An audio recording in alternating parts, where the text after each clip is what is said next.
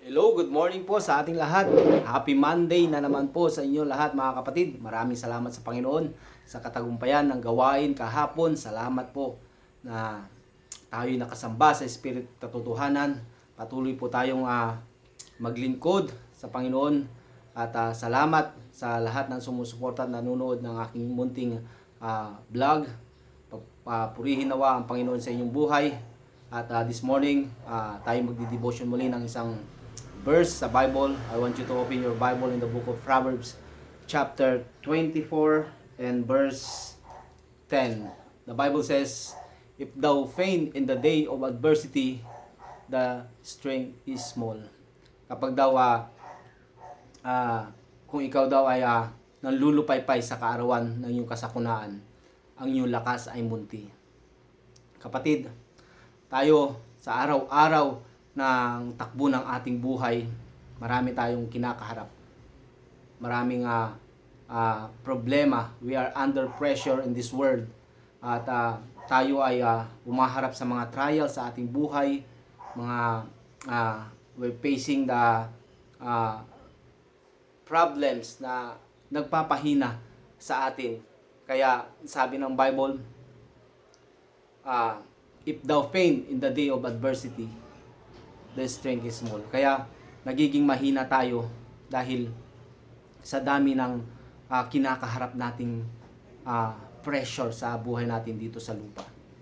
So 4 things in this message para ma-expand mo yung strength mo pag dumating yung days ng yung adversity sa buhay.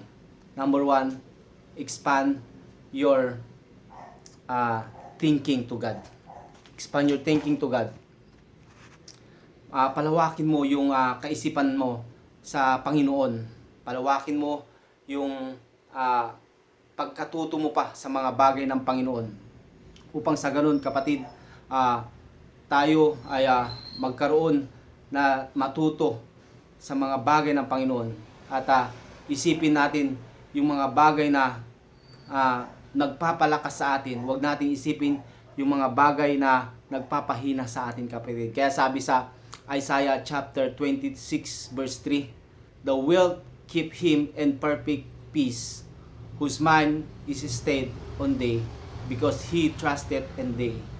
Kapag dumaraan tayo sa hard time ng ating buhay, patuloy lang tayong magtiwala sa Panginoon at ilagak natin ang ating focus sa Kanya upang magkaroon tayo ng kapayapaan sa ating puso at sa ating isipan. Number 1, expand your thinking to God. Number 2,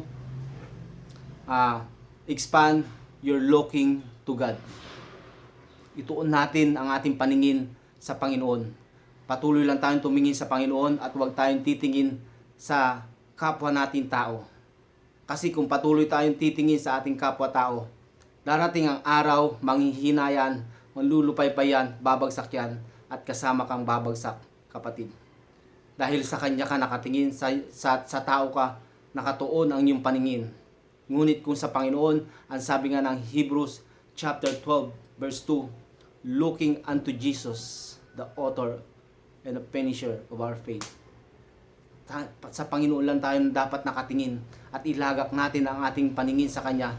Dahil pag sa Panginoon lang tayo lagi nakatingin, hindi tayo madidistract sa anumang pwedeng mag-distract sa atin. Dapat mas yung paningin natin ay nakatuon lang sa Panginoon. Mag-focus tayo sa pagtingin sa Panginoong Hesukristo at hindi sa mga katulad nating mga tao. Dahil ang katulad nating mga tao ay nanghihina. Nandyan yung discouragement. Kaya patuloy lang tayong tumingin sa Panginoong Hesukristo. And number 3, expand your hearing to God.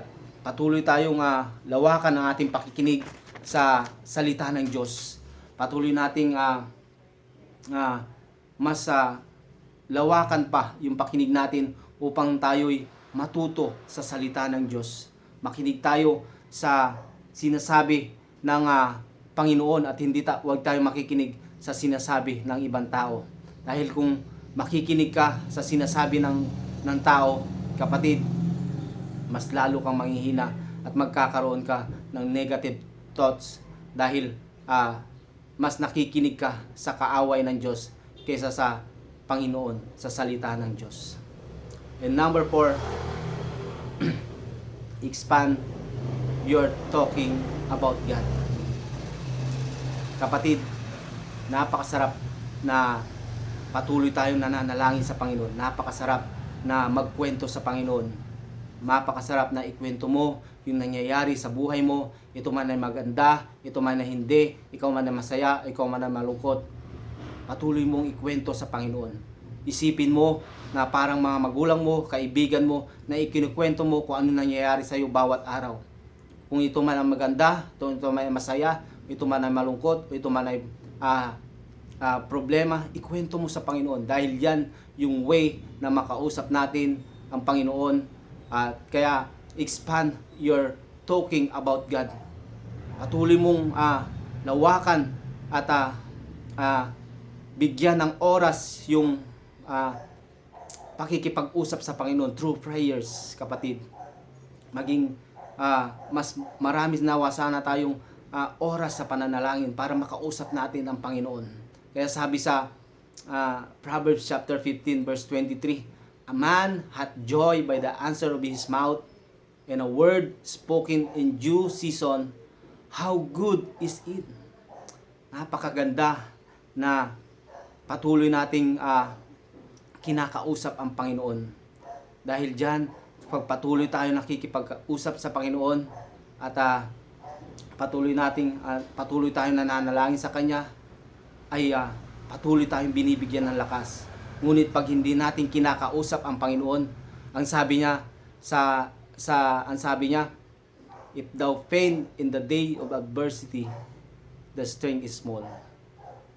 Magkakaroon ka pagdating ng araw na nalulupaypay ka, sa araw na yung kasakunaan, yung lakas ay kukunti. Bakit? Kasi hindi ka nakikipag-usap sa Panginoon.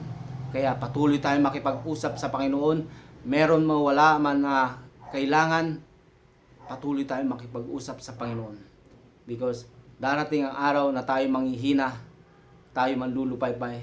Ngunit pag patuloy mong ini-expand yung thinking sa Panginoon, patuloy mo ini-expand yung looking sa Panginoon, at patuloy mo ini-expand yung hearing mo sa Panginoon, at lalo tigit kung patuloy mo ini-expand yung talking mo about sa Panginoon, magkakaroon ka ng lakas, kapatid.